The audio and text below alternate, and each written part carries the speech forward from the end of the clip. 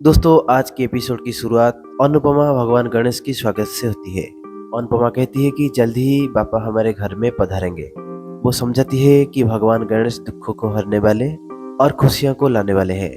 अनुपमा पूरे विश्वास के साथ कहती है, आज से सब कुछ अच्छा होगा, हमारी सारी परेशानियां दूर होगी और पापा मेरी बेटी की सारी चिंताएं मिटा देंगे। इस बीच पराग अनुपमा को कहता है कि प्रार्थना को स्वागत करे, लेकिन अनुपमा साफ कह देती है कि पराग को अपने घर लौट जाना चाहिए।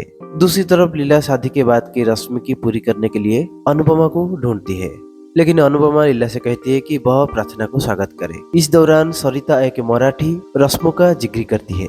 इधर अनुपमा अंश और प्रार्थना को भगवान के सामने खड़ा करके कहती है, मनुष्य को हमेशा भगवान के चरण में झुककर उनका धन्यवाद करना चाहिए। जो लोग खुश के समय भगवान को याद करते हैं, वही लोग दुख के समय उन्हें पुकारने का अधिकार रहते हैं। खुश जीवन में बहुत दुर्लभ है, इसलिए हर खुशी के लिए भगवान को बार बार धन्यवाद करना चाहिए।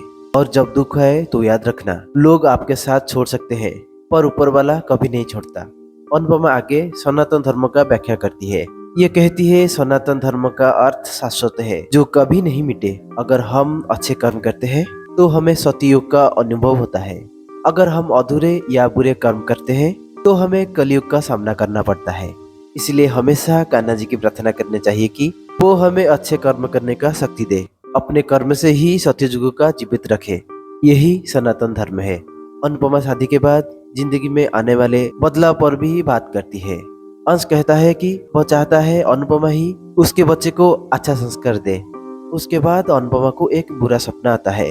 वह देखती है कि गौतम अंश और प्रार्थना को नुकसान पहुंच रहा है। सपना देखकर वह डर जाती है और भगवान से प्रार्थना करती है कि मुसीबतें उसके बच्चों पर न आए, बल्कि वह खुद सह ले।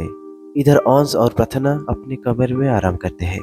अंश प्रार्थना को सावधान रहने के लिए कहता है, क्योंकि उसकी बहनों ने मजाक कर सकते हैं। तभी राही और प्रेम परी से पूछती है कि कमरे में कोई आवाज आ रही क्या? परी कह रही है कि प्रार्थना चीख रही है। इस पर सब हंसते हैं। अनुपमा अंश से हालचाल पूछती है। अंश उसे भरोसा दिलाता है कि सब ठीक है।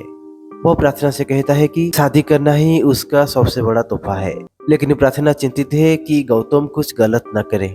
लेकिन अंश कहता है कि जब तक अनुपमा उसके साथ है तब तक डरने की जरूरत नहीं है।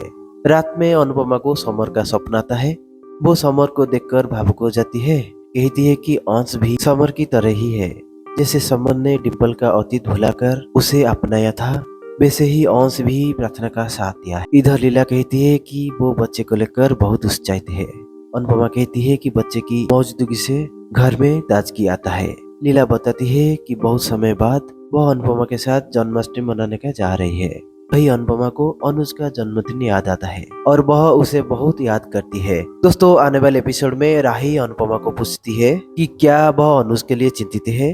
राही ताना मारती है कि अनुपमा सिर्फ खुद को प्यार करती है और कभी माँ नहीं बन सकती।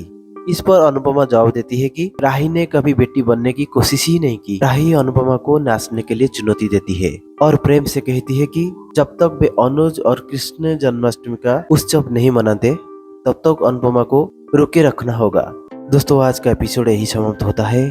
अगर आपको ये एपिसोड का अपडेट पसंद आया हो तो वीडियो को लाइक और शेयर जरूर करें। साथ भी चैनल को सब्सक्राइब करना ना भूलें। मिलते हैं अगले एपिसोड में, तब तक के लिए जय श्री कृष्ण।